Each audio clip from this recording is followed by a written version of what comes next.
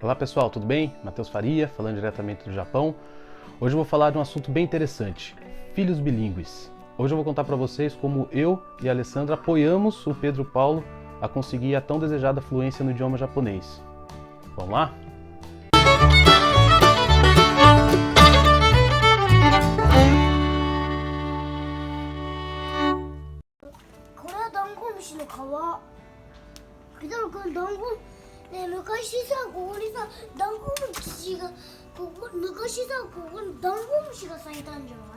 É fato, crianças realmente aprendem mais rápido que adultos. Seja porque estão com a cabeça mais vazia, curiosidade, por ter mais criatividade, por aprender brincando. Todos esses fatores ajudam a criança a aprender mais rápido do que nós adultos.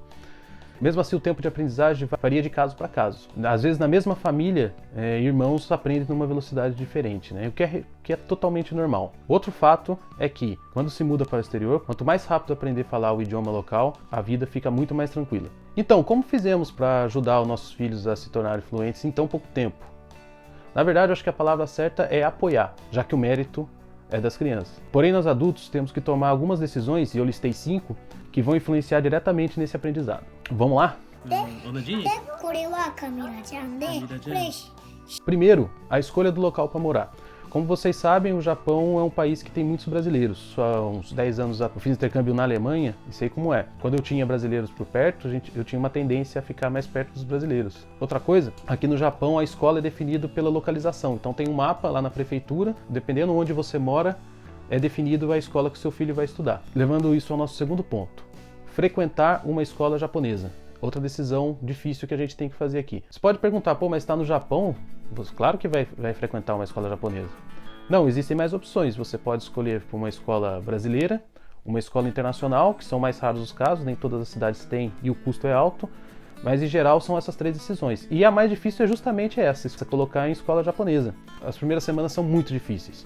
Além disso, conversar com os professores na entrada, conversar com os professores na saída, conversar com os diretores da escola sobre assuntos administrativos. Apesar de existirem muitos suiacos aqui na região, eles são compartilhados entre as escolas e eles têm uma tendência a ir para as escolas que têm mais brasileiros, mais estrangeiros. Se você escolhe morar num local que não tem tantos brasileiros, você vai ter menos suiaco. É mais difícil, mas força mais o aprendizado. Aí cabe um ponto, muitos discutem que é um caminho sem volta. Pô, você vai colocar o seu filho numa escola japonesa, existe a grande chance de você voltar para o Brasil. E aí, como vai ser? É um risco. A gente já falou do local para morar, falamos da escola. O terceiro ponto é o aprendizado em casa. Quando a gente começa uma vida nova, tudo é prioridade. Porém, se você quer aprender o idioma mais rápido, você deve priorizar. E foi o que a gente fez aqui. Apesar de ser um apartamento pequeno, a gente criou um ambiente para estudo. São 2 quartos, os 2 quartos têm mesa. Aqui no Japão é muito fácil você achar posters que você pode colar no banheiro, você pode colar pelo restante da casa. Na internet tem muita coisa disponível, tabelas com hiragana, katakana, kanji, números, você pode imprimir, a gente imprime. Máquina de plastificação aqui é muito barato, plastifica e pendura pela casa. Além disso, outra coisa que é muito fácil aqui no Japão é comprar livros de educação de crianças. A dica que eu dou é comprar livros em excesso. Tem livro espalhado para a casa inteira. Tem livro aqui, tem livro no outro quarto, tem livro na sala. Quando chove, quando a gente não consegue ir num parque, quando a gente não consegue ir para praia, alguma coisa, a gente tem o que fazer aqui. Só que também não pode ser tão radical. A gente comprou TV logo no começo, porém a gente deixou só a TV japonesa. O mais fácil, quando você liga, o mais fácil é você ligar a TV japonesa. Só que a gente também tem o Netflix e a Amazon Prime. Esses 2 a gente deixa meio livre para as crianças, claro, sempre observando ali, eles têm lá o canalzinho deles. O Netflix e a Amazon Prime a gente deixa mais livre, eles que escolhem se vai ser em português, se vai ser em japonês e tal. O Amazon geralmente está em inglês e japonês, e o Netflix, várias produções existem em português, japonês e inglês. Então a gente deixa livre para eles escolherem ali. O importante é deixar a casa com ambiente de aprendizado, tanto para eles quanto para a gente. Se você vai e faz uma mesinha só, aquela mesinha vai ser disputada, então aqui não tem desculpa. Você tem 4 lugares na mesa da sala, 2 lugares aqui na mesa desse quarto, mais um lugar na mesa do quarto, sempre tem como estudar. O quarto ponto que eu coloquei aqui é expor as crianças ao idioma, a necessidade de usar o idioma desde o início e constantemente. E no tempo livre, fim de semana, final de tarde, aí também a gente teve que mudar um pouco o nosso padrão do Brasil. Como não tínhamos tantas opções de passeios, a gente costumava muito ir em shopping, em lojas, muitos restaurantes, passar boa tarde, começo de tarde em restaurantes. O Japão tem muitos parques públicos, muitos, com uma estrutura muito boa, com banheiro, com brinquedos muito variados. O parque público realmente é o destino das famílias japonesas no final de semana, e a gente optou por isso aí. Se o tempo tá legal, a gente o final de semana são nos parques. Como isso ajudou as crianças a se expor no ambiente? Nesses parques você tem muitas crianças japonesas e elas são obrigadas a compartilhar, a pedir licença, a pedir por favor, a entrar numa fila, a negociar, a resolver alguns problemas. Só o ato de ir todo final de semana, todo sábado e domingo em parque ajudou eles a perder o medo. No começo eles não falavam, eles tinham medo de crianças japonesas. Eles tinham medo de conversar e tal. Em pouco tempo já começaram a se comunicar, perder o medo e se virar sozinho.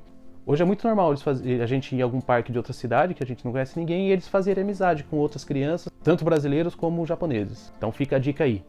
Shopping, só quando precisa, parque, parque, parque. O quinto ponto que eu listei aqui é o mais difícil, mas eu acredito que seja o mais importante de todos. Estudar junto. Quando os pais e filhos estudam juntos, essa sinergia é sensacional. Os filhos aprendem o vocabulário do dia a dia, aprendem a pronúncia nativa, começam a falar primeiro. E para os pais e adultos, geralmente as metodologias são diferentes. Você tem foco na gramática, foco nos kanjis e foco na linguagem polida. Quando você junta os dois e todo mundo se une para estudar em casa, um acaba ajudando o outro. Por exemplo, hoje a gente já consegue corrigi-los em alguma coisa de gramática, no uso mais formal da língua. O Pedro, que está no segundo ano, já começou a aprender uns kanjis mais difíceis que eu já aprendi lá atrás. E eles ajudam a gente com a conversação. O japonês é muito difícil para quem não é nativo. Tem muita coisa que é muito parecida. O que eu acho que é o principal, quando você e as crianças se comprometem num projeto de longo prazo difícil, como esse, aprender um idioma, imagine o japonês, o seu filho não se sente sozinho. Você não está jogando toda a responsabilidade dele, você está compartilhando essa responsabilidade. E no longo prazo essa está sendo provavelmente a experiência mais gratificante que eu e a Lê estamos tendo aqui no Japão com os nossos filhos.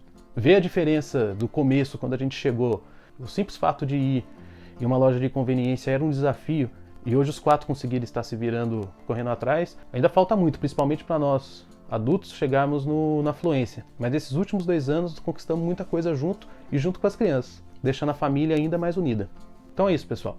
Não existe receita, não existe certo ou errado. Independente da sua decisão se o seu filho vai estudar numa escola local ou numa escola brasileira ou internacional, não existe certo ou existe errado. Existem planos de vida. Essas são as dicas para quem pensa parecido com a gente. Existem riscos. Nos próximos vídeos eu vou falar também do efeito colateral de tudo isso, que é o quê? Esquecer o português, que é realmente que a gente não quer, e como a gente está tratando isso. Mas acho que a mensagem principal é a seguinte: independente se você mora no exterior ou no Brasil, a realidade é que todo mundo precisa aprender hoje. E colocar toda essa carga nas crianças só vai sobrecarregá-las e fazer com que você perca um tempo precioso que não vai voltar mais, a chance de se desenvolver com seus filhos. Pessoal, espero que vocês tenham gostado. Se tiverem alguma dúvida, sugestões para outros vídeos, manda aí pra gente. Quem gostou, aquele joinha. Se quiser se inscrever no canal e continuar vendo mais coisas do Japão, inscreva-se aqui. Abraço e até a próxima.